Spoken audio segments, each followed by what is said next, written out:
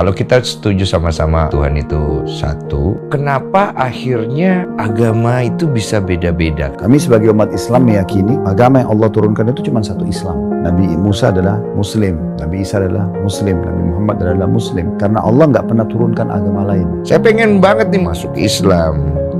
Pengen banget. Kalau kita sudah minta dengan tulus, ya, saya yakin akan diberikan petunjuk yang benar. Tapi saya senang aja sih kalau didoakan yang baik-baik ya Ustaz.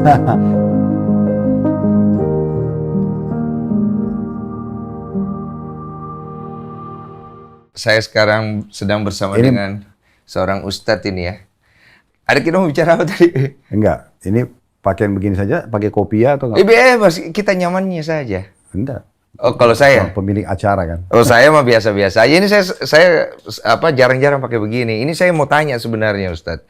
Sebelum kita lebih jauh ngobrol ya. Kalau misalnya orang yang non-muslim begitu, dia pakai pakaian baju koko begitu, terus pakai peci begitu, itu boleh tidak kalau dari pandangan Islamnya itu? Sebenarnya sih boleh-boleh saja. Boleh-boleh saja. Dan itu tergantung maksud dan niatnya kan. Kalau dia karena menyukai pakaian itu, dia berada di satu komunitas Muslim, kemudian dia mau pakai, nggak ada masalah. Nggak ada masalah. Ya. Tapi kan kalau orang salah gunakan, misalnya dia menggunakan untuk menipu, misalnya tanda kutip ya, nah itu mungkin yang tidak boleh. Menipu ini dalam artian apa ini? Kayak saya kan contoh begini, saya pakai ini maksudnya untuk menghormati juga. Kan, itu kan lain. Sama kan saya lain. suka juga. Nah, itu kan berarti niatnya baik kan. Iya. Ya, ada sebagian orang kan tidak seperti itu. Mungkin misalnya dia masuk ke masjid, tanda kutip ya. Iya. Jadi dia pakai baju koko ini untuk masuk ke masjid, tapi untuk mencuri. Oh, oke. Nah, contoh misal. Oh, itu tidak boleh ya. Iya, situ, kan ya. jadi dia tunggangin pakaian itu kan. Iya. Nah, ini kebetulan ada isu. Ada mengenai pakaian nih, Ustadz. Ustadz mau lihat dulu nggak videonya ini? Boleh. Izin ya. Nah, ini isunya cukup rame karena ini bicara tentang pakaian ini, Ustadz. Nah, Ustadz boleh lihat dulu kali. Ini clean. Kalau ini clean. Dia ini yang dia sedang dibahas. Iya, jadi dia kan berpakaian muslimah. Mengenakan hijab, berpakaian yang cukup agak ketat, kemudian kontennya seperti tadi. Nah, ini pandangannya di masyarakat lagi rame karena menginginkan banyaknya wanita itu terkena penistaan agama. Nah, kalau dari pandangan Ustadz sendiri, apakah ini termasuk menista agama atau tidak? Iya tentunya. Tentunya, karena kan dia masih bisa buat konten-konten lain. Ya, kalau misalnya orang membuat konten tentang judulnya biologis misalnya, contoh, dan itu memang edukasi masyarakat. Dalam arti kata memang ilmiah, kan tidak ada masalah. Tapi kalau kayak cuplikan seperti ini kan, udah jelas arahnya, semua orang bisa membaca. Kalau arahnya ini sebenarnya lebih kepada tanda kutip pornografi, terus dia tampil dengan hijabnya. Nah, kalau dalam Islam itu kan hijab berarti kebaikan. Oke. Ya, berarti kan dia lebih patuh. Ya kan otomatis karena dia menjaga penampilan dia, berarti kan dia harusnya lebih patuh. Lebih tidak melakukan pelanggaran. Nah, dalam Islam kan itu termasuk pelanggaran orang kalau melakukan biologis kepada selain pasangan halal misalnya. Atau melakukannya di depan umum. Ya kan? Atau mengajak orang lain terjerumus dalam pelanggaran itu. Kayak misalnya dia memang buat kayak cuplikan kayak tadi misalnya. Kayak tadi. Nah, itu kan berarti memang pelanggaran dalam agama. Kalau dalam agama Islam. Dalam agama. Pelanggaran ya? Pelanggaran. Ada hukumnya nggak kalau dalam agama Islam? Kalau seperti ini lebih kepada kembali hukum pemerintah setempat. Oh, kembali ke Iya. pemerintah. Kalau dalam Islam, kalau sudah sampai terjun kepada eksekusi perbuatan, kayak sudah berzina, nah itu baru ada hukum khusus gitu. Oh. Nah, dia sudah membunuh, nah gitu kan. Tapi kalau dia baru buat cuplikan, dia mengajarkan kepada orang, nah ini ada hukum tertentu, tapi tidak sampai pada level pelanggaran kalau dia sudah melakukannya. Nah, kalau misalnya di negara sendiri delik dan pasalnya nggak bisa masuk nih Ustadz, anggaplah ya, nggak bisa kena nih. Kemarin kan ada yang kena ya, yang makan babi, tapi sebelum, Ustadz tahu ya, dia makan babi, dia seorang muslimah. Sebelum dia makan babi, dia mengucap dulu Bismillah. Nah, dia kena tuh, Ustadz tahu itu? Belum tahu. Belum tahu. Nah, Saya menangkap dia terkena pasal penistaan agama dikarenakan ada pengucapan bismillah. Kalau menurut Ustadz? Boleh jadi. Boleh jadi ya? Iya, karena memang dasarnya kan kalau kita bicara lingkup agama Islam, ada yang boleh dan tidak boleh. Sekali lagi kita bicara lingkup Islam ya. Islam memang tidak membolehkan konsumsi babi kan. Iya. Berarti dengan dia makan babi, pelanggaran kalau dalam Islam. Plus dia baca bismillah, seakan-akan di sini memang untuk menunjukkan kepada publik, kalau ini boleh loh. Nah gitu kan. Oh. Kan gitu, seakan-akan ini boleh loh. Walaupun saya muslimah, saya makan, saya baca bismillah malah. Nah kan begitu. Berarti dia masuk dalam menistakan agamanya dia sendiri gitu? Iya, tentunya. Karena kan dia tahu itu tidak boleh kan. Tidak boleh Ya, gitu? setiap agama pasti akan punya aturan. Iya. Mana boleh, mana tidak boleh. Dan kalau disepakati, di agama itu ini tidak boleh misalnya. Terus ada yang sengaja buat. Contoh misalnya kayak di agama Kristen. Iya. Ada apa nih yang tidak boleh. Terus kemudian ada satu orang Kristen yang tampil. Dia melakukan hal yang sama. Ini sebenarnya di agama saya nggak apa-apa nih. Tapi saya mau coba. Pasti kan teman-teman Kristen akan mengatakan, loh kok kenapa harus dicoba? Kenapa harus dipublikasikan? Nah kurang lebih seperti itu. Berarti ada aturannya ya? Ada aturan. Nah kita lihat kan sekarang perkembangan konten di sosial media ini yang berbicara tentang urusan agama juga lumayan banyak nih Ustadz ya kan. Saya juga ngelihat tuh banyak sekali konten-konten yang bicara tentang agama yang akhirnya orang takut membahasnya karena sensitif nih. Sensitif. Kayak misalnya saya baca di kolom komentar saya itu ada yang bilang kalau seorang yang beragama Islam itu tidak boleh menjawab salam dari seorang yang non-Islam itu apabila si orang itu mengucapkan Assalamualaikum. Enggak, boleh. Hah? Boleh, cuma bedanya tidak boleh lengkap. Mungkin beda lengkapnya. Aduh, ini baru tahu nih. Gimana? Iya. Gimana? Jadi, kalau dalam hadis Nabi Muhammad SAW itu, kalau orang Islam yang salam, kita dianjurkan menjawab lengkap. Misalnya dia bilang, Assalamualaikum warahmatullahi wabarakatuh. Nah, orang Islam juga, Waalaikumsalam warahmatullahi wabarakatuh. Gitu. Nah, kalau orang non-Muslim yang mengucapkan salam, Assalamualaikum, orang Muslim juga menjawabnya, Waalaikum. Gitu. Jadi dia tidak lengkap saja jawabannya. Waalaikum. Ya, untuk membedakan jawabannya. Oke, ini saya baru tahu nih. Boleh. Saya pikir tadinya nggak boleh jawab sama sekali gitu. Oh, enggak. Boleh, dan itu disebutkan dalam hadis-hadis yang sahih. Oke, saya baru tahu. Nah, kalau misalnya kemudian aku sering lihat itu ya, Ustadz ya, di dalam komentar aku juga sering bicara tentang Tuhan dari agama Islam dan Kristen. Mereka kan sering membenturkan bahwa Tuhannya itu seolah-olah berbeda gitu loh. Ini lebih kepada Tuhan itu ada beberapa atau sebenarnya pemahamannya yang berbeda? Jadi kalau profetis, yang biasa diistilahkan bahasa sederhana agama samawi, ya gitu. Yahudi, Nasrani, dan Islam. Iya. Menurut sebagian pakar, mereka mengatakan itu agama profetis. Oke. Nah ini pasti Tuhannya satu. Oke. Pasti semua mengatakan Tuhan Allah. Cuma mungkin umat Islam mengatakan dalam lafaz bahasa Arab Allah. Mungkin teman-teman Nasrani Allah misalnya. Nah seperti itu. Tapi kan dia merucut kepada satu Tuhan. Iya. Ya. Terus apa perbedaannya? Orang-orang Yahudi, mereka membatasi keyakinan mereka kepada Allah sebagai Tuhan dan kepada utusannya hanya sampai Nabi Musa. Iya. Udah selesai setelah Nabi Musa, bagi mereka nggak perlu ada Nabi. Begitu. Makanya dalam buku-buku sejarah yang berusaha untuk mensalib Nabi Isa adalah orang-orang dari Bani Israel. Iya. Itulah kaum Yahudi. Kan? Nah, teman-teman Nasrani, mereka beriman kepada Allah, mereka batasi sampai Nabi Isa.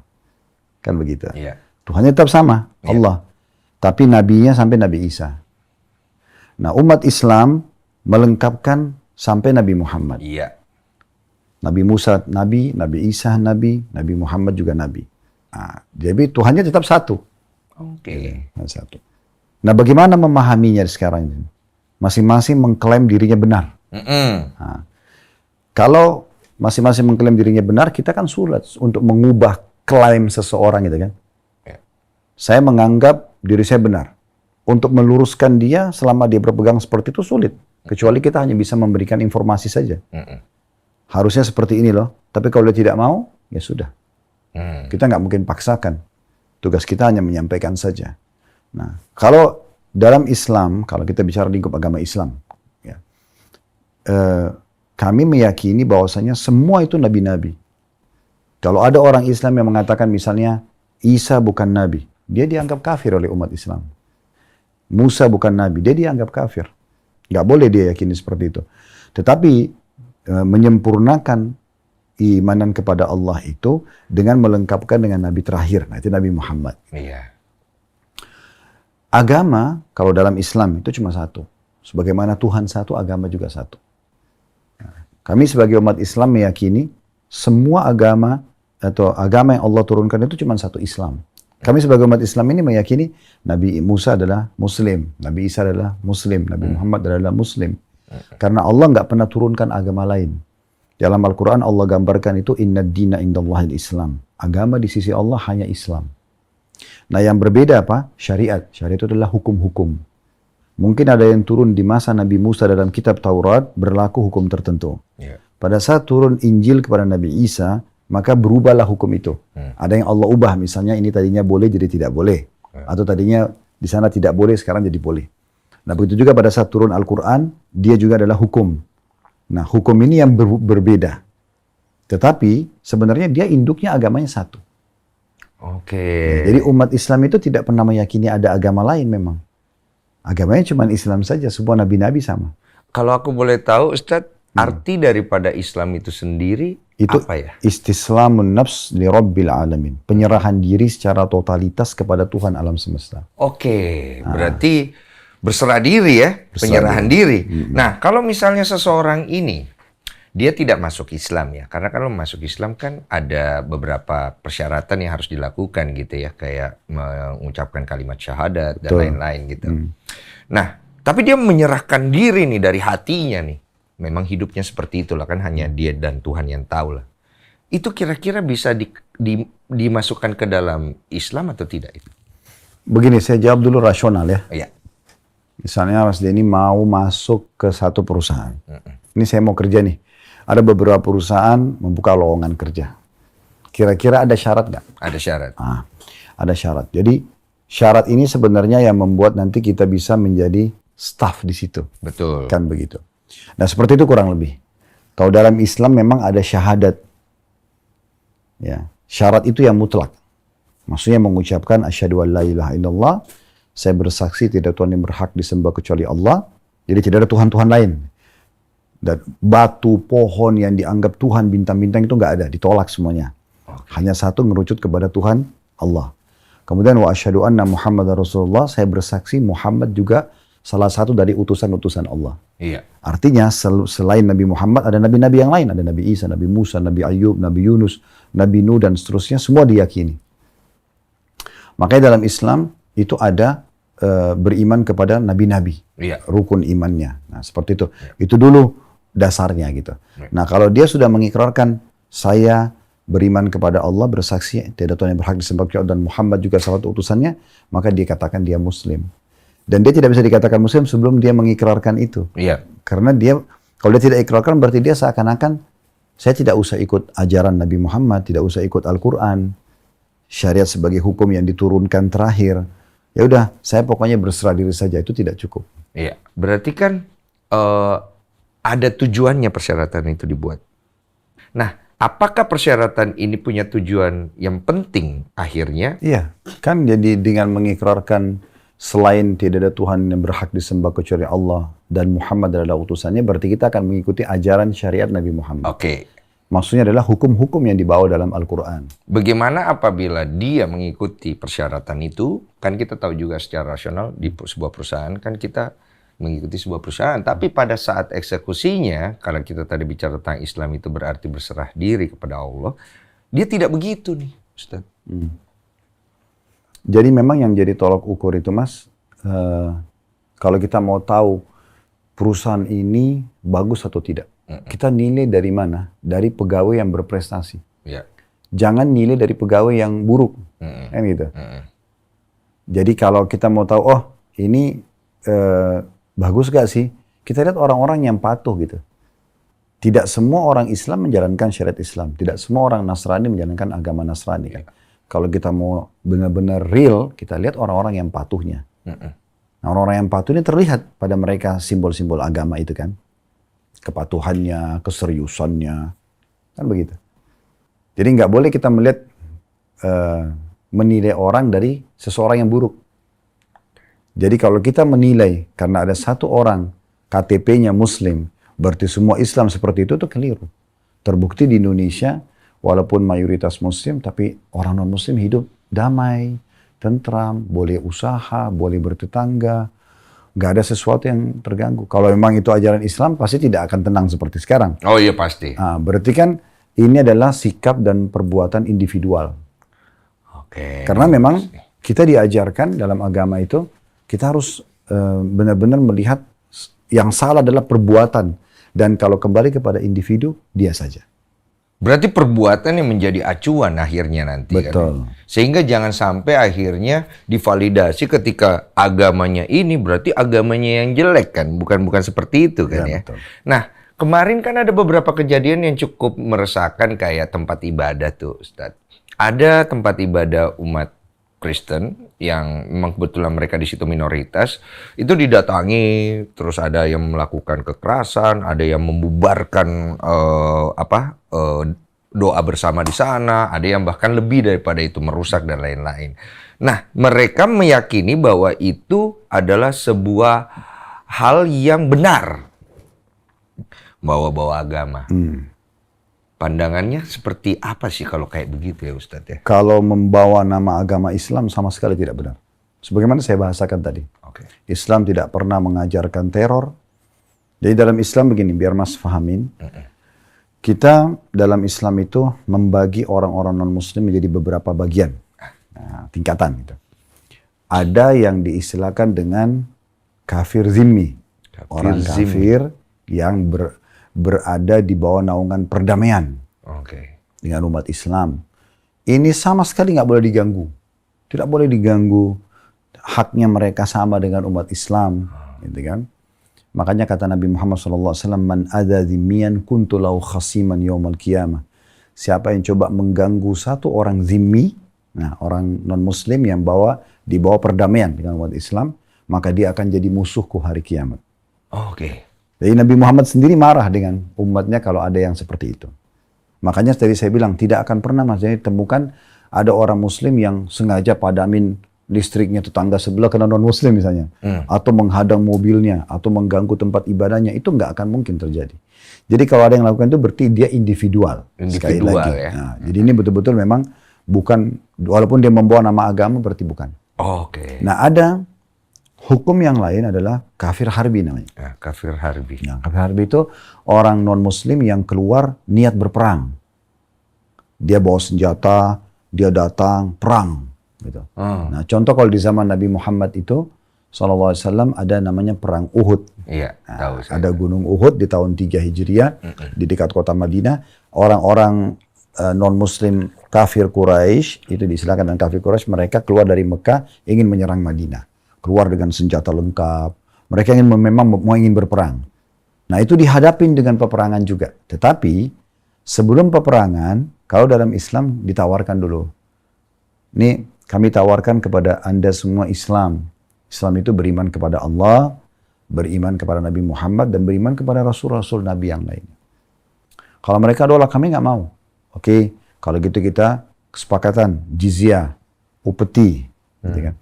Kalau tidak mau juga, oke terjadi peperangan. Nah, peperangan ini pun perlu kita titik beratkan Nabi Muhammad SAW itu kalau ngutus pasukan atau beliau sendiri sudah ingin melepas prajuritnya untuk mulai masuk ke kancah peperangan, beliau ingatkan, jangan bunuh wanita, jangan bunuh anak-anak, jangan bunuh orang yang sudah menyerahkan diri, maksudnya senjatanya diletakkan.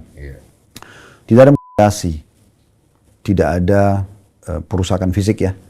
Tidak boleh membakar, karena yang boleh membakar adalah pemilik api itu, maksudnya Allah. Gitu kan. Kemudian juga tidak boleh merampas harta, tidak boleh membunuh hewan-hewan, tidak boleh rusak fasilitas umum, nggak boleh merusak tempat ibadah. Gitu kan. Banyak contoh dalam masalah ini. Pada saat umat Islam menguasai Turki misalnya. Dan sampai hari ini dari semenjak di tahun 1453 Masehi, waktu Sultan Muhammad Fatih menguasai Turki, menyebarkan Islam, gereja tidak diganggu. Bahkan Hagia Sophia itu kan, tadinya gereja cuma diubah jadi masjid. Ubah fungsi saja. Jadi tidak ada perusakan. Ya. Nah seperti itu gambarannya. Dan kata Nabi Muhammad SAW, kalau kalian harus membunuh, bunuh dengan cara yang santun. Maksudnya ini harus nih, kita tangkis-tangkisan, kita akan ditusuk nih. Betul. Maka kita melawan karena itu. Nah setelah musuhnya takluk atau kena tusukan misalnya, selesai. Nggak ada basi, nggak boleh ada pembakaran, nggak boleh ada segala macam. Ada adabnya juga gitu ya. Tapi itu pada saat memang terjadi pertempuran. Ya, terjadi memang duel gitu, perang. Dan ini selalu dihindari. Kalau dalam Islam itu sebenarnya harus dihindari. Karena waktu Nabi Muhammad SAW juga membawa pasukannya di perang Khaybar, waktu itu akan terjadi peperangan dengan kaum Yahudi.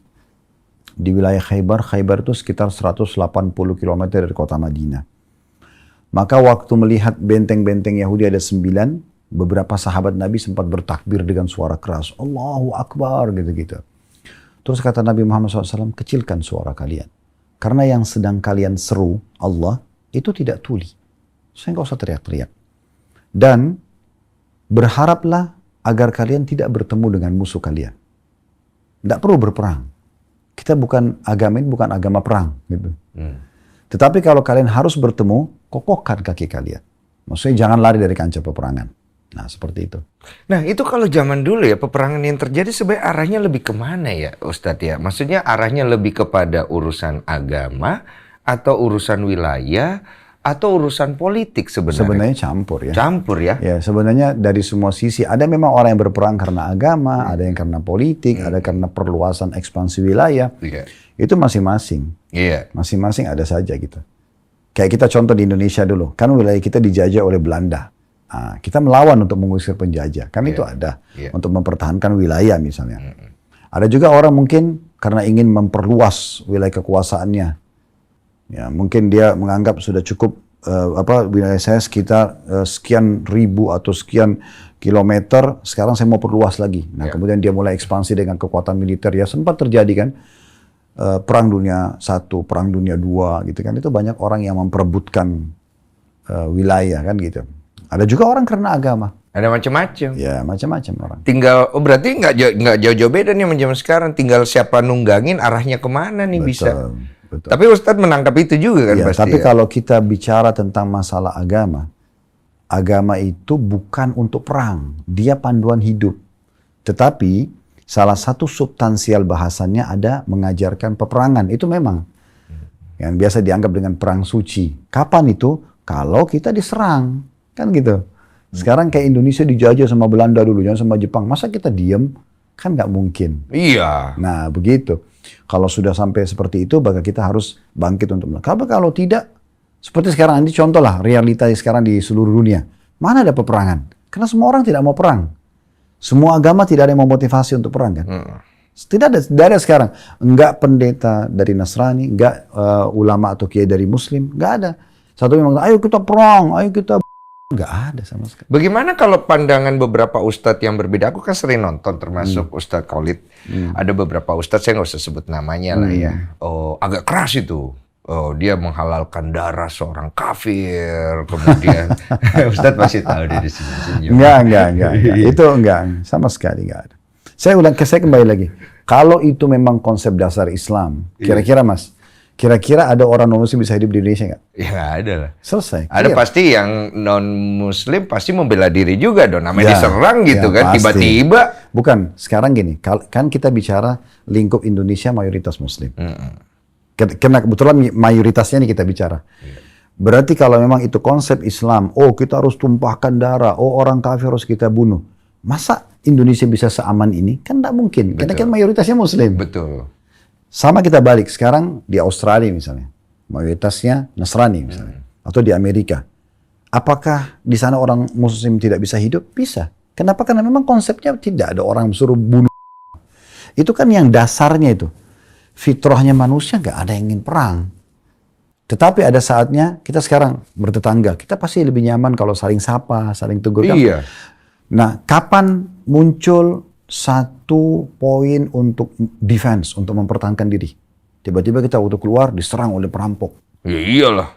Nah, kan berarti ada juga kan secara substansial itu dalam kehidupan kita Kita kan? mah nggak perlu bicara agama tentang hal itu. Itu kan udah pasti self defensive. Tapi agama mengajarkan itu. Artinya di saat kamu diserang, nah disitulah kita bisa membela diri. Iya. Nah, begitu. Iya, itu kayak jalan kehidupan ya. Nah. Di situ diajarkan. Ini bagus sekali. Soalnya aku sering banget lihat benturan-benturan yang terjadi di kolom komentar yang akhirnya menimbulkan kebencian antara satu agama ke agama lain. Karena pandangannya akhirnya jadi beda. Tadi kita ngomongin tentang Tuhan. Jadi kesannya Tuhannya ada banyak. Terus tidak saling mengenal. Terus juga bahkan aku taunya di dalam Islam itu sendiri kan ada beberapa aliran gitu loh. Nah aku juga jadi bingung. Kenapa ya ada beberapa orang yang mau ngikutin aliran yang suka melakukan pengerusakan. Kan ada beberapa kayak gitu. Itu kan aku sayangkan gitu. Nah kalau Ustadz sendiri melihat adanya perbedaan aliran seperti ini. Anjuran yang Ustadz bisa berikan kepada umat gitu loh. Alangkah baiknya lihatnya yang ini. Sekarang saya, karena sebagai seorang muslim ya, saya bicara lingkup itu. Jadi sebenarnya dalam Islam sudah ada standarisasi, Mas. Standarisasi semua. Mana makanan boleh, mana makanan tidak boleh, mana minuman boleh, mana tidak boleh, pergaulan boleh, tidak boleh, pendapatan boleh, tidak boleh, semua sudah ada. Istilah kalau dalam Islam halal dan haram. Nah, jadi ini ada standarisasi. Jadi kalau misalnya tidak boleh minum minuman keras, itu bukan cuma berlaku di Indonesia, berlaku di seluruh dunia dan bagi semua muslim. Karena efeknya akan mabuk, nanti akan mengganggu orang lain, kalau tidak sadar, tadinya dia orang baik bisa jadi orang jahat misalnya. Nah seperti itu, kita jadi punya standarisasi. Nah, dan Islam ini punya rujukan dua, Al-Quran dan Sunnah. Ada ayat Al-Quran, ada Sunnah. Nah Sunnah Nabi Muhammad SAW itu. Nah dua ini, kalau umat Islam kembali kepada dua-duanya ini, sebenarnya akan sama semua, karena standarnya kan sama. Jadi saya tidak melihat ada aliran-aliran harusnya, gitu kan. Jadi sekali lagi kalau muncul aliran-aliran ini berarti ini seperti individual gitu, seperti dia yang mungkin ingin membuat dari diri dia, gitu kan. Karena harusnya tidak ada yang harus berubah. Sholatnya sama, yang boleh semuanya makan ayam, kelinci, kambing, semua sama. Iya, ada standarisasi. Ada itu standarisasi, kan? Iya. dan itu berlaku di seluruh. Jadi harusnya kan tidak perlu ada aliran. Nah kalau yang kemarin Al Zaitun itu? Bukan cuma sekedar individual muslim, bukan cuma sekedar dai juga, tapi sampai pada kelas MUI pun sudah turun untuk menangani itu kan. Karena memang ini sangat beda dengan ajaran Islam, kecuali dia tidak membawa nama Islam. Oh, ya. Berarti beda dia. Berbeda sekali. Kan dia dari sekian banyak pesantren, mana ada pesantren yang seperti itu? Itu bisa masuknya dalam sesat? Kalau kita bahasakan sesat ini ada luas, ada sempit ya. Ada yang umum, ada khusus. Kalau dia secara umum, kita tidak bisa mengatakan sesat. Secara umum ya. Secara umum. Karena masih ada, saya status sebagai muslim misalnya. Tapi kalau secara khusus, perbuatan yang sedang dia lakukan salah, nah kita mengatakan ini perbuatan yang salah. Ada perbuatan yang sesat, kita mengatakan dia sesat di perbuatan itu. Kita harus adil nih. Dalam arti kata, menilai segala sesuatu pada tempatnya. Gitu kan begitu. Ini aku sempat jadi pertanyaan nih, ketika ada orang sholat gitu ya, ada non-muslim di situ, anggaplah agamanya beda ya, Kristen. Apakah itu tidak menjadi masalah ketika ada orang sholat gitu, terus ada yang beragama lain di sholat, anggaplah di musola gitu, mungkin dia duduk di belakang atau gimana, itu menjadi sebenarnya sih tergantung untuk apanya. Untuk apanya. Kalau dia datang, dia ingin mengenal tentang ibadah umat Islam, oke-oke saja. Oke-oke saja. Tapi kalau untuk ikut ritual, ini pasti ada masalah. Ikut ritual? Ya. Kayak misalnya dia, oke, ini orang Islam sholat, saya juga ikut sholat. Mereka punya bacaan, saya juga punya bacaan. Jadi satu tempat ibadah itu kayak rame-rame, semua agama bisa ada di situ. Iya. Nah ini menurut saya bermasalah, gitu kan? Karena hanya Kenapa misalnya yang Nasrani tidak di gereja aja? Kenapa nggak Muslim tidak di masjid aja? Kenapa harus muslim kalau sholat dia harus pas teman-teman Nasrani lagi mengadakan ritual, dia juga datang situ, dia sholat di situ. Untuk apa? Kenapa harus mengganggu ketentraman orang untuk beribadah? Ya udah, masing-masing di tempatnya, masing-masing dengan tata caranya. Nah, Al-Quran sudah menggambarkan itu. Dalam masalah ritual, itu dikatakan lakum dinukum waliyadin. Kalian punya tata cara ritual, tata cara ibadah sendiri, kami juga punya cara sendiri. Iya. Kalau masalah itu, Islam sangat membuka toleransi dalam semua hal, kecuali dalam masalah ritual ibadah. Ritual lakum dinukum waliyadin. Kita boleh, Muslim itu Islam membolehkan bertetangga dengan non-Muslim, berteman, partner bisnis. Iya. Bahkan kalau ada keluarga, misalnya ada satu, misalnya Mas masuk Islam, Iya. terus kemudian orang tuanya masih non-Muslim, apakah setelah masuk Islam ini diputus? Enggak, tetap harus bakti. Tetap harus kalau keluarga itu silaturahim, ya kan? Teman-teman yang tadinya non-muslim kita sekarang sudah masuk Islam, tetap kita berhubungan baik dengan mereka, tidak pernah ada larangan. Maaf Ustaz, saya potong. Kebetulan pas di sini saya takut lupa. Bagaimana kalau misalnya orang tuanya Muslim, anaknya pindah ke Kristen gitu, boleh dibunuh nggak? Oh enggak. Soalnya ada yang statement kayak gitu.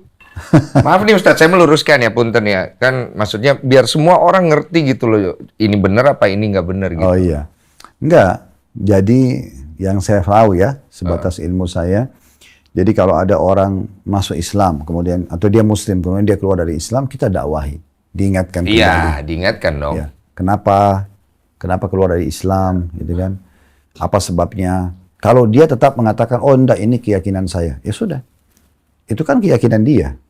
Kita mau apakan, tidak mungkin dipaksa. Nah itu, ada yang sampai berani, ada Ustaz tahu itu kan, ada kan yang kayak, oh gue bunuh lu ini segala Ya macam. kalau itu mungkin emosional pribadi ya. Jadi individu ya, berarti Ya, kita kan bicara sekarang ya. kalau orang tua, sama kita balik. Kalau orang tuanya Nasrani, anaknya Nasrani, misalnya, Kristen ya. Terus si anaknya masuk Islam. Terjadi nggak ada orang tua Kristen yang marah sama anaknya? Bisa. Nah, seperti itu. Bisa lebih jauh. Ah. Berarti bukan agamanya, ke individunya berarti jatuhnya. Ya kan dia sebagai orang tua, masa kamu beda sih agama sama saya? Nah, kan bisa begitu. Iya. Berapa kali datang ke majelis kami di pengajian, kasus seperti itu. Orang tua, anaknya keluar dari Islam. Apa yang saya harus lakukan Ustaz? Doakan. Doakan. Jelaskan kembali kepada dia tentang Islam. Kalau dia terima, syukur. Kalau dia tidak terima, Nabi Nuh dalam Al-Quran digambarkan, dia mendakwahi istri dan anaknya itu 950 tahun.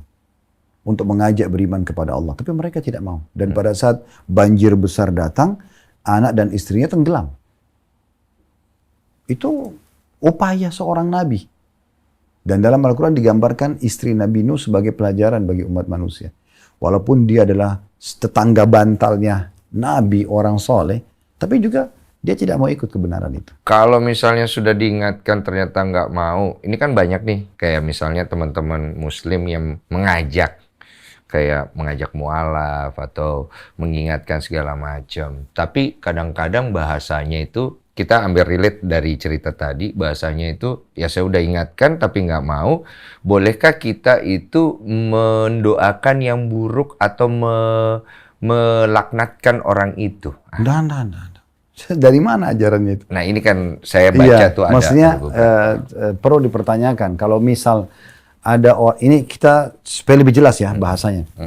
Apakah dalam Islam dibolehkan seorang, misalnya saya ini langsung aja, kan jadi kan non-muslim saya. Non-muslim, iya. Sekarang saya ngajak, ayo mas mau masuk Islam nggak? Islam itu begini-begini. Terus mas bilang, kayaknya belum. Belum. Misalnya contoh, apakah saya dalam Islam disuruh melaknat? Sama sekali nggak pernah ada. Itu kan hak pribadi. Orang nggak mau. Makanya dalam Islam itu begini, dalam Al-Quran digambarkan. La ikraha fid din. Dalam Al-Quran. Maksudnya apa? Tidak ada paksaan dalam agama. Okay. Kita boleh, saya sebagai seorang Muslim, seperti seorang marketing. Saya punya produk namanya Islam. Baik, saya tawarkan. Orang terima, alhamdulillah. Barang saya terjual gitu kan. Tanda kutip. Orang tidak terima, ya sudah. Allah mengatakan, la ikraha fid din. Tidak ada paksaan dalam agama. Iya. Balik lagi ke makna kata Islam itu sendiri kan, berserah diri kan. Di situ harus ada keikhlasan juga kan. Jadi kita tuh dalam Islam memang dianjurkan untuk memang menawarkan Islam kepada orang lain, tapi bukan memaksakan. Orang mau terima, Alhamdulillah. Orang tidak mau terima ya sudah. Kalau diminta mualaf terus-menerus katanya, apakah jatuhnya pemaksaan itu? Oh enggak. Enggak ya?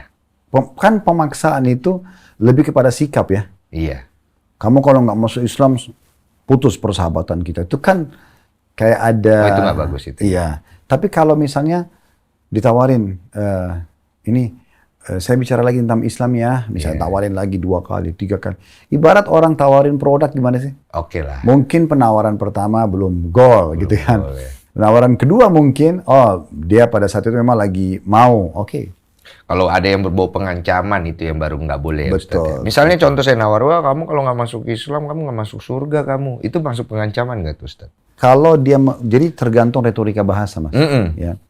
Kalau ada orang mengatakan misalnya, contoh di agama Kristen kan, kalau tidak ikut, ya domba lepas, hilang ya. Ya ada istilah itu. Ya kalau tidak ini maka tidak masuk surga. Itu kan dalam agama itu istilah itu ada kan.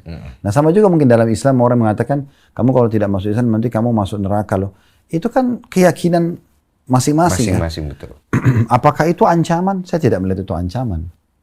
Gitu kan? Itu sebuah keyakinan masing-masing. Iya, kalau tidak beli produk saya ini, nanti kamu nggak dapat bonus loh. Ancaman kayak itu kan bukan. Iya. Kamu akan kehilangan banyak hal gitu ya. Iya. Nah seperti itu. Nah, cuman di sini kan akhirnya timbul pertanyaan bahwa kalau misalnya setiap agama itu meyakinin surganya mereka masing-masing, kan bisa jadi ada beda-beda surga. Terus kemudian dasar apa yang menjadi sebuah keyakinan kalau secara Islam untuk surga orang-orang Muslim? Karena aku kan pernah baca tuh dalam satu bacaan itu tentang bagaimana perbincangan antara Nabi Muhammad dengan sahabatnya ketika bicarakan tentang bahwa Nabi Muhammad itu pasti akan diterima di surga. Sahabatnya berkata kira-kira seperti itu. Tapi Nabi Muhammad bilang bahwa dia pun tidak tahu karena itu hak prerogatif daripada Allah itu sendiri. Saya nggak tahu nih, tolong luruskan ini. Jadi pandangan tentang surganya ini jadi seperti apa gitu? Kita batasi bahasan dulu tentang surga ya. Ya. Surga itu janji yang akan diberikan oleh Tuhan Allah kepada orang yang patuh. Nah, yang akan nanti dihuni di kehidupan akhirat. Ya. Nah, kalau untuk teman-teman yang Yahudi, Nasrani, Muslim ini tidak asing. Dunia akan dilalui, kita akan meninggal semua, kita akan menuju ke akhirat. Nah, di sana ada surga atau ada neraka, gitulah. Apa yang kita buat di sini, kalau baik kita akan dapat untuk ke surga sana, kalau kita berbuat buruk kita akan masuk ke hukuman neraka, kan gitu.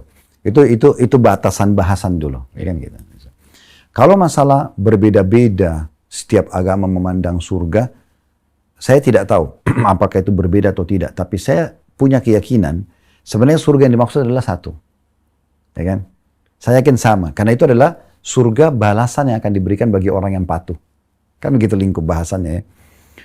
Nah, cuman memang yang berbeda adalah cara untuk sampai ke sana, masing-masing punya keyakinan. Nah, yang Yahudi mengatakan cara masuk ke sana harus Yahudi, yang Nasrani mengatakan harus Nasrani, yang Islam mengatakan harus Islam. Nah, ini tinggal keyakinan. Lalu bagaimana sikap kita? Anggaplah saya seorang sosok manusia, saya bingung memilih yang mana. Allah kan memberikan kita akal, memberikan hati nurani untuk berpikir, hati nurani untuk mencerna. Kita pelajari aja. Ya. Kita pelajari, kita lihat. Kemudian kita sambil meminta petunjuk kepada Allah itu sendiri. Tuhan, Allah tolong berikan petunjuk saya. Mana yang benar.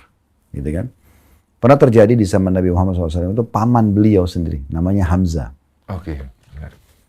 Nah Hamzah ini pernah mendapat informasi. Ini kisah beliau. Saya ya, suka dengar kisah soal iya. Jadi dia waktu itu Hamzah lagi berburu di luar kota Mekah. Terus ada satu tokoh Quraisy di Mekah mencaci maki Nabi Muhammad. Tidak disebutin dalam buku sejarah seperti apa ucapan caciannya, tapi ada cacian gitu. Nah, karena sudah tidak layak cacian itu, tidak pantas gitu, ada satu orang keluar dari kota Mekah mencari mana Hamzah. Marah. Begitu ketemu, dia mengatakan, wahai Hamzah, apa kau sudah tahu ponakan Muhammad sedang dicaci maki di depan Ka'bah? Dia bilang, saya tidak tahu. Siapa yang mencaci makinya? Disebutlah namanya. Waktu itu yang mencaci maki adalah Abu Hakam atau Abu Jahal namanya. Hamzah datang, kemudian Hamzah langsung marah dan mengatakan, apakah engkau mencaci maki keponakanku Muhammad sementara aku di agamanya. Padahal waktu itu Hamzah belum masuk Islam. Oke. Dia tidak tahu kenapa dia ucapkan itu. Kemudian dia pun marah sambil memukul kepala si Abu Jahal ini. Setelah itu Abu Jahal pun minta maaf dan berpisahlah mereka. Tapi Hamzah ini pulang ke rumah, dalam buku-buku sejarah dia mulai merenung. Kenapa tadi saya mengucapkan saya di agama Muhammad? Padahal saya ini bukan agama Muhammad. Apa yang harus saya lakukan? Malam itu dia bingung. Apakah saya harus kembali kepada komunitas Quraisy mengatakan, saya bukan agama Muhammad loh. Tadi saya ketelepasan ngomong. Atau saya benar nih. Maka malam itu dia berdoa sendiri. Dia minta petunjuk, ya Allah, tunjukkan mana yang benar. Kalau agama Muhammad benar, buatlah saya yakin dengan hati saya. Kalau tidak, mudahkan saya untuk mendapatkan solusi dari perkataan yang sudah saya ucapkan itu. Nah, dia tiba pagi hari dalam kondisi hatinya merasa tenang. Maka dia pun akhirnya masuk Islam. Nah, jadi maksudnya kita ambil satu benang merah di sini tentang masalah kalau dia pun berada di satu posisi, saya nggak tahu ini harus pilih yang mana. Oke, dia tinggal antara dia sama Tuhannya. Dia mohon petunjuk gitu, supaya Tuhannya akan memberikan petunjuk. Gitu. Ustadz, misalnya saya nih berdoa malam, tiba-tiba petunjuk saya itu mengarah ke Kristen. Apakah itu menjadi sebuah kesalahan atau itu menjadi sebuah hubungan pribadi saya, private saya, antara saya dengan Allah yang kita sama-sama setuju satu? Saya sih tidak tahu kalau itu sebagai sebuah jawaban. Tapi kalau kita sudah minta dengan tulus ya, tanpa ada unsur campur tangan dari pihak manapun. Lain-lain ya. Betul-betul saya ini murni sendiri antara hati saya dengan Tuhan, memohon, tolong berikan saya petunjuk. Saya yakin akan diarahkan kepada yang paling benar. Iya. Saya yakin itu. Nah, terlepas daripada itu, hati saya lebih senang sama Nasrani atau sama Islam. Saya tidak bahas itunya. Saya sedang membahas, saya sangat yakin Allah itu Tuhan yang menciptakan alam semesta ini. Dia menggantikan siang malam, dia menurunkan hujan, dia menciptakan semua manusia, hewan-hewan, tumbuh-tumbuhan, dan dia cuma satu. Dia itu Esa. Dan dia sifatnya maha mendengar, maha mengetahui gitu kan. Makanya kita diajar dalam agama kita kan masing-masing pun doa. Nah doa itu berarti kita kayak komunikasi berdua gitu loh sama Tuhan. Nah itu kalau itu betul-betul diikuti dengan hati nurani yang benar, saya yakin akan diberikan petunjuk yang benar. Dan itu masing-masing kembali ke diri masing-masing. Iya, cuman memang jangan kita berdoa dalam kondisi ada campur tangan pihak ketiga atau pemikiran-pemikiran yang lain. Iya. Kayak misalnya saya minta petunjuk, tapi sebenarnya sih saya berharap ini, misal. Itu berarti kita seperti, kalaupun ada petunjuk nanti kita kayak nolak, karena kita dasarnya mau yang A, tapi sebenarnya yang datang B. Iya. Ya, udah biarin aja plong. Kalau dalam Islam itu ada namanya istikharah. Istikharah saya pernah dengar. Ya, istikharah itu kita kayak, itu jalan pintas doa.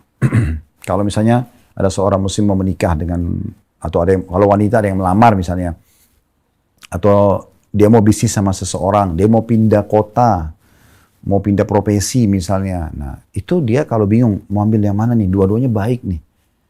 Seorang wanita dilamar oleh dua laki-laki, A dan B, dua-duanya baik. Ditawarkan untuk kerja di dua tempat, dua-duanya baik. Gajinya sama, kualitasnya sama. Apa yang harus dilakukan? Nah, di situ dia istikharah. Kalau ketemu antara baik sama baik. Iya. Kalau ketemu antara baik sama buruk, nggak perlu istikharah. Iya, baik sama baik nih soalnya. Ya, soalnya baik, yang mana nih yang paling baik nih? Yang lebih baik. Di situ dia sholat 2 rakaat, dia minta petunjuk sama Tuhannya. Nah, Allah nanti akan berikan hatinya lebih cenderung kepada mana yang paling baik buat dia. Nah, ini ada pertanyaan menarik mengenai masalah isu di masyarakat. Menikah berbeda agama.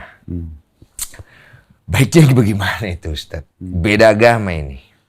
Jadi ini kembali ke tadi yang saya sempat singgung, Mas. Ini masalah ritual. Ritualnya pasti beda. Pernikahan kan itu ritual. Betul. Ya. Jadi sama dengan kalau sholat, sama dengan itu secara umum lah ibadah kalau bahasa agama itu kan. Pernikahan itu sudah ritual. Maka alangkah baiknya ini masing-masing agama. Satu kalau boleh. Iya. Jadi masing-masing agama itu jauh lebih tenang. Iya, saya setuju. Karena akan sama ibadahnya. Kalau satu rumah, satu Nasrani, satu Islam. Ini yang mana yang harus diterapkan di rumah. Pas punya anak, anaknya mau ikut yang mana? Kenapa kita harus masukkan kebingungan seperti ini di rumah tangga kita. Untuk apa? Udah, yang Nasrani sama Nasrani, yang Muslim sama Muslim. Karena sudah ritual. Iya. Sama tadi tuh, kenapa harus non-Muslim, Nasrani misalnya Kristen masuk ke masjid untuk ibadah? Kenapa harus Muslim masuk ke gereja untuk ibadah? Kenapa nggak di tempat ibadah masing-masing? Betul. Kan lebih tenang. Karena tata caranya akan sama kan kalau di tempat masing-masing. Nah, seperti itu. Iya. Berarti alangkah baiknya kalau sama ya. Tapi kalau misalnya beda, apakah itu menutup kemungkinan kebaikan ke depan? Nah, ini kan pertanyaannya gitu. Misalnya ada nih yang maksa tetap, Ustadz. Ya ada kok yang berhasil gitu kan ya, ada yang berhasil. Ya mungkin ada yang tadinya beda, akhirnya berapa tahun kemudian akhirnya ngikut suami. Ada juga yang enggak juga, tapi keluarga tetap harmonis. Saya sih kalau ditanya tentang masalah rumah tangga, saya menjawab sederhana begini. Kita jangan bahas agama dulu ya. Iya. Kita bahas sesuatu yang lebih sederhana dari agama. Karena agama cukup besar. Iya. Kalau ada orang Indonesia yang datang konsultasi pada kami, Ustadz, saya ini orang Indonesia, apakah perempuan atau laki-laki? Saya mau nikah sama orang bule. Misal, apa sarannya? Maka jawaban pertama saya, jangan. Saya tidak bicara agama dulu gitu. Bicara dulu masalah. Kita lepas ya. Ya, nanti kita akan masuk ke masalah agama. Tapi kita bicara sekarang masalah perbedaan Kebiasaan. cuaca, kebiasaan, tradisi keluarga, dan segala macam. Jenis makanan. Beda. Orang bule tiap hari keju, kita mungkin tempe, misal contoh.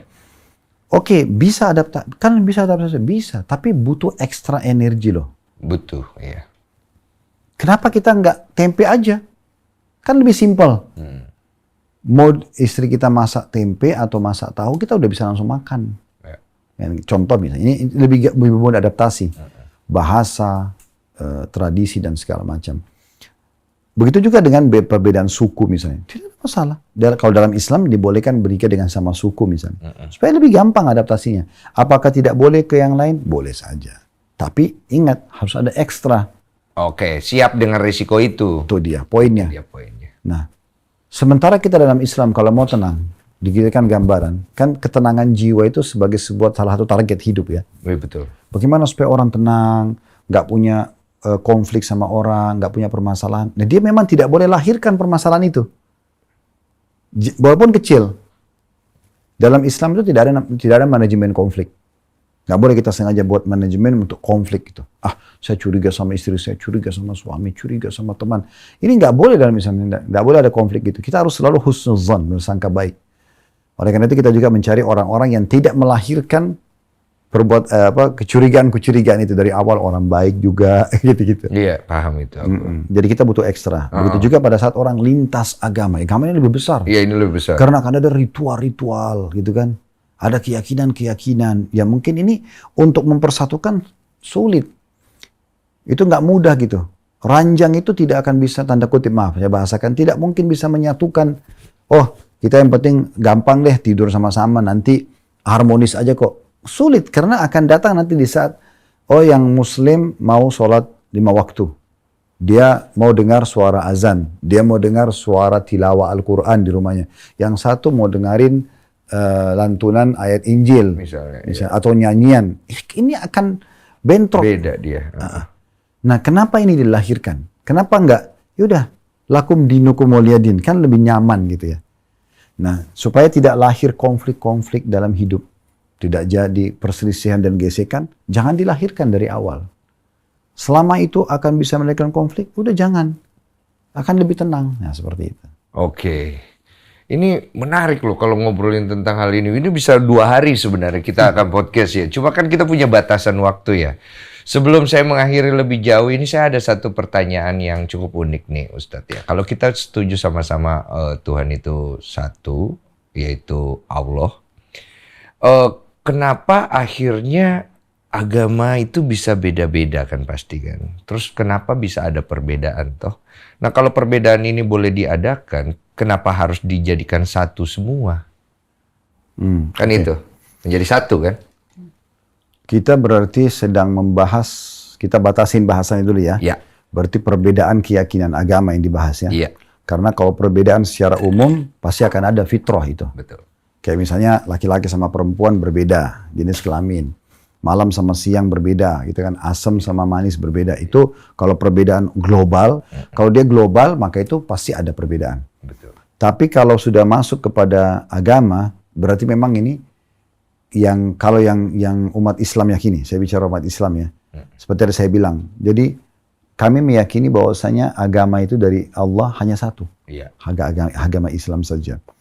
Dan untuk memberikan gambaran kepada teman-teman, kita tidak bicara lagi Hindu, Buddha, karena mereka tidak meyakini ada Tuhan Allah. Ya. Mereka juga tidak meyakini tentang nabi-nabi yang ada. Tapi kalau Yahudi, Nasrani, Islam, ini kan nabinya ini berdekatan masa, saling mengenal lah. Misalnya orang Yahudi tahu kalau ada Nabi Isa. Iya, sejarahnya kan. Iya. Tahu ada Nabi Muhammad. Orang Nasrani tahu juga ini Nabi Musa ada Nabi Muhammad. Orang Islam juga tahu. Ya. Nah, kalau lingkupnya adalah 3 agama ini, maka kita tinggal lihat tadi secara individu bagaimana kita mempelajari mana kira-kira yang paling baik. Kalau orang Islam mengatakan, kami berharap semuanya orang masuk Islam. Kenapa? Karena orang Islam meyakini Isa sebagai nabi, Musa sebagai nabi. Iya. Ini adalah penyempurnaannya. Nah, ada satu hadis Nabi Muhammad SAW, beliau mengatakan begini. Perumpamaan aku dengan nabi-nabi sebelumku. Itu ibarat sebuah bangunan yang sangat indah. Di saat orang-orang kelilingi bangunan tersebut, mereka memuji-muji bangunan itu. Bagus banget bangunan ini. Dan mereka menemukan ada satu batu bata yang belum diletakkan. Lalu mereka berkata, andai saja satu batu bata yang diletakkan, maka akan sempurna bangunan ini. Kata beliau, ketahuilah, aku satu batu bata itu. Maksudnya aku sama nabi-nabi yang lain tidak ada perselisihan. Kami sama semuanya. Cuma berbeda di hukum yang Allah turunkan di kitab masing-masing. Itu mungkin ada yang berbeda. Ataupun ada yang tetap berlanjut. Masalah puasa tetap berlanjut, gitu kan. Masalah sedekah berbagi kepada orang miskin tetap berlanjut, gitu kan. Bakti sama orang tua, jenguk orang sakit. Secara umum banyak yang sama, gitu kan. Nah, seperti itu. Maka kalau ditanya lingkup, pasti kalau misalnya Mas nanya ke teman-teman Kristen akan jawabannya ke agama Kristen. Orang Yahudi seperti itu. Nah, karena saya sebagai seorang Muslim, maka saya katakan jawaban ini gitu. Iya, saya suka itu. Karena kan memang setiap orang harus meyakini agamanya. Ya. Kalau enggak ngapain masuk ke situ gitu. Ya, jadi umat Islam itu meyakini kenapa orang semua diajak untuk masuk Islam tapi tidak ada paksaan tadi saya bilang. Iya. La ikraha fid din. Karena memang kita meyakini, kita tidak bicara lagi tadi saya katakan selain agama Yahudi dan Nasrani. Iya.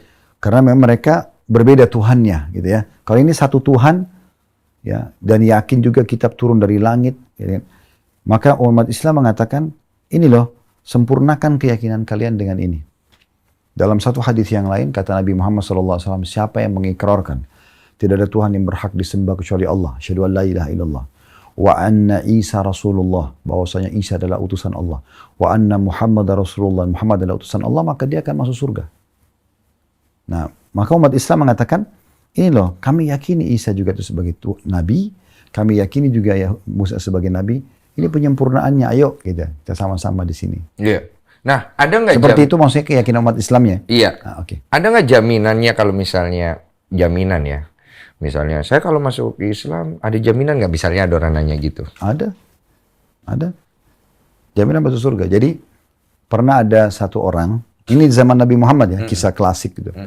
Beliau lagi duduk sama sahabat-sahabatnya di masjid beliau yang sekarang ada di Madinah, di kota Madinah di Saudi.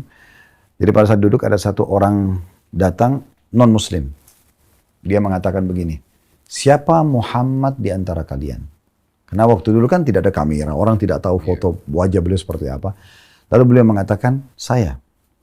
Lalu dia mengatakan, saya ingin tanya kepada Anda. Ini pertanyaan orang non-Muslim kepada Nabi Muhammad langsung. Saya ingin tanya kepada Anda, siapa yang meninggikan langit? Langit bisa seperti ini siapa? Kata Nabi Muhammad SAW, Allah. Terus siapa yang mendatarkan bumi? Kata Nabi Muhammad SAW, Allah. Kalau gitu siapa yang menancapkan gunung-gunung? Kata Nabi Muhammad, Allah. Lalu orang itu bilang begini, saya ingin tanya kepada Anda, ini di depan orang semua. Atas nama Allah yang meninggikan langit, yang mendatarkan bumi, yang menancapkan gunung-gunung. Apakah Allah yang mengutus Anda kepada kami? Kata Nabi Muhammad SAW, iya. Baik, saya tanya lagi kepada Anda. Atas nama Allah yang meninggikan langit, mendatarkan bumi, menghamparkan bumi, menancapkan gunung-gunung. Apakah Allah memerintahkan kepada anda menyampaikan kepada kami untuk sholat sehari 5 kali? Ada kan orang Islam subuh, duhur, asar, maghrib, isya kan? Ya kurang lebih 2 menit, 5 menit satu sholat itu untuk absensi kepada Allah. Nabi Muhammad SAW mengatakan iya. Saya ingin tanya lagi, atas nama Allah yang meninggikan langit, menghamparkan bumi, menancapkan gunung-gunung. Apakah Allah memerintahkan anda untuk menyampaikan kepada orang kaya kami, mengeluarkan harta mereka diberikan kepada orang miskin kami? Islam mengatakan zakat. Iya, zakat. Dia mengatakan iya. Baik, saya tanya lagi atas nama Allah yang meninggikan langit, menghamparkan bumi, menancapkan gunung-gunung. Apakah Allah memerintahkan kepada kami apakah Allah memerintahkan anda menyampaikan kepada kami untuk puasa Ramadan sebulan penuh? Iya. Sekali lagi saya tanyakan, apakah atas nama Allah meninggikan langit, menghamparkan bumi, menancapkan gunung-gunung, apakah Allah memerintahkan kepada anda untuk menyampaikan kepada kami agar kami haji sekali seumur hidup ke rumah Allah di Ka'bah di Mekah, ke Ka'bah di Mekah? Kata beliau iya. Lalu orang itu tanya gini, kalau begitu, asyhadu an la ilaha illallah wa anna Muhammad. Dia bilang begini, kalau saya yakini itu, apa yang saya dapat? Kata Nabi Muhammad, surga. Maka orang itu bilang, asyhadu an la ilaha illallah wa anna Muhammad Rasulullah. Dia masuk Islam. Lalu dia mengatakan, ya Rasulullah, saya tidak akan tambah dan kurangi. Wahai utusan Allah, saya tidak mau tambah, tidak kurangi. Ini aja saya kerjakan. Kata Nabi Muhammad SAW waktu orang itu pergi, siapa yang mau lihat penghuni surga, lihatlah orang ini. Nah, jadi seperti itu. Oke. Jadi memang ada jaminan surga itu. Yes. Aku udah mulai lebih kebayang. Mungkin pertanyaan terakhir yang orang pengen tahu, kalau seorang ustadz itu kayak Ustadz Khalid gini punya keresahan nggak? Misalnya masalah tentang dakwahnya yang akhirnya digoreng orang atau apa. Ada nggak keresahan-keresahan seorang Ustadz Khalid gitu? Saya melihat itu sunnatullah. Itu sebuah atau sesuatu yang pasti terjadi. Karena memang telah terjadi kepada manusia yang lebih baik daripada kita semua. Itu para nabi-nabi kan. Yeah. Kalau kita lihat sejarah para nabi, kalau umat Islam meyakini ada 25 nabi dan rasul. Saya coba pelajari sejarah mereka. Memang mereka dalam menyampaikan agama Allah ini ada saja kendalanya. Pasti akan diserang oleh orang yang tidak senang, orang yang iri gitu kan. Tapi juga akan ada orang yang mengikuti, yang mau mencari kebenaran gitu. Jadi saya selalu melihat itu dan saya melihat, oh berarti memang kalau para nabi-nabi aja begitu, apalagi kita manusia biasa. Pasti ada saja. Dan saya tidak menjadikan itu sebagai sebuah beban. Bagi saya yang penting yang saya sampaikan benar, saya coba sampaikan. Iya. Dan saya juga pribadi alhamdulillah sangat terbuka. Kalau misalnya ada sesuatu, ada nih yang saya sampaikan ternyata, oh itu keliru. Ada yang ingatkan dan ternyata memang betul keliru. Maka saya tidak sungkan untuk meminta maaf dan memperbaiki misalnya. Karena kan kita selalu belajar dan terus belajar kan. Nah seperti itu kurang lebih. Jadi saya tidak menjadikan itu sebagai sebuah keresahan. Ya, bagi saya itu adalah sebuah tantangan hidup yang memang ada saja pro dan kontra, gitu kan. Cuma yang penting kita bukan mempertahankan sesuatu yang salah. Kalau kita salah, maka itu berbeda. Itu kan berarti kekeliruan. Tapi kalau kita dalam kondisi benar, sampaikan saja. Nanti urusan Allah Subhanahu wa taala tentang bagaimana menyampaikan dan memberikan penerimaan kepada manusia gitu. Terima kasih banyak, jawabannya sangat bagus untuk mengakhiri. Satu pertanyaan penutup saya, kalau anggaplah buruk-buruknya negara ini terjadi persinggungan agama yang ditunggangi politik, ya akhirnya jadi besar. 98 Mei, saya masih ingat di Makassar terjadi pengganjangan besar. Saya nggak tahu kita ada di sana tidak. Chinese, suku disikat. Etnis disikat, agama disikat juga. Banyak yang diperkosa, banyak yang gini. Pandangan Ustadz sebagai seorang pemuka agama, di situ akan ada di mana kira-kira? Menyarankannya apa baiknya? Pertama tentu kita memohon agar itu tidak terjadi ya. Pasti satu. Karena alhamdulillah negara kita sudah merdeka, kita sudah memang sepakat antara pemerintah dengan masyarakat. Dan semua saya yakin warga negara Indonesia sepakat untuk selalu menjaga persatuan dan kesatuan. Karena itu selain memang simbol dan dasar negara kita, dan kita pun juga secara individu yang berakal pasti berharap itu. Dan juga peraturan pemerintah sudah ada, bagi yang membuat keonaran, kekacauan akan dihukum, akan ditindak. Apakah dia membawa nama agama, atau membawa nama suku, atau nama yang lainnya. Gitu kan? Kalau tadi ditanya bagaimana posisi saya berharap ini tidak terjadi pertama. Yang kedua, Kalaupun sampai terjadi, maka dihukum dan ditindak. Oke. Bagi oknum yang menjadi penyebab itu. Karena sekali lagi, kalau kita kembali kepada agama, saya yakin agama tidak ada yang menyuruh untuk keonaran, kekerasan, itu kan peperangan. Jadi kalau misalnya pernah terjadi tadi disebut di Makassar, misalnya etnis tertentu dihukum, diserang, ini dari mana hukum dasarnya? Nggak ada dalam Islam. Nggak ada ya. Ya, kalau yang melakukan itu individu Muslim ya, landasan hukum dia apa? Tidak ada sama sekali. Jadi untuk mengganggu apakah itu etnis Cina, apakah itu etnis dari India, atau etnis dari Arab, atau dari mana saja. Tidak ada urusannya. Orang tidak melakukan syarat tidak boleh diganggu. Ya. Jangankan kita bicara warga negara. Yang pendatang saja, turis tetap harus kita hormatin. Tetap harus kita hargain. Cakep. Itu bagus sekali ya. Jadi kita sama-sama paham batasannya ada di mana. Nanti kita ngobrol lebih jauh lagi lah biar lebih dalam kali ya supaya saya juga bisa belajar. Karena menurut saya tidak kenal itu maka tak sayang. Karena banyak juga teman-teman yang mungkin dari komunitas dari ini mereka ngerasa trauma pasti ada ya. Jadi kayak ibaratnya kemakan sama perspektif aja yang sebenarnya mereka juga belum melihat perspektif lain. Kalau aku pribadi karena memang keluarga banyak yang Muslim, banyak yang Islam, bapak juga Islam, dibesarkan juga dengan lingkungan Islam, banyak mengenal dan rasa cinta saya terhadap agama Islam itu cukup besar. Cuman saya bertanggung jawab dengan pilihan saya sendiri gitu loh. Karena menurut saya endingnya tetap ya tergantung Tuhan. Tuhan mau kasih saya apa yang terbaik ya saya berserah diri saja gitu. Tapi saya senang aja sih kalau didoakan yang baik-baik ya Ustaz. Iya sambil mungkin sambil tetap kita renungi, kita pelajari kan. Iya, jadi kita sama-sama setuju ketika ada perbuatan-perbuatan yang di luar daripada ajaran kebaikan setiap keyakinan itu individual. Jangan kita campur adukan dan jangan kita trauma dengan agamanya. Karena menurut saya setiap agama punya jalannya mereka masing-masing kita hormati. Oke. Terima kasih banyak Ustaz. Sama-sama. Saya boleh bilang assalamualaikum kan? Boleh. Assalamualaikum.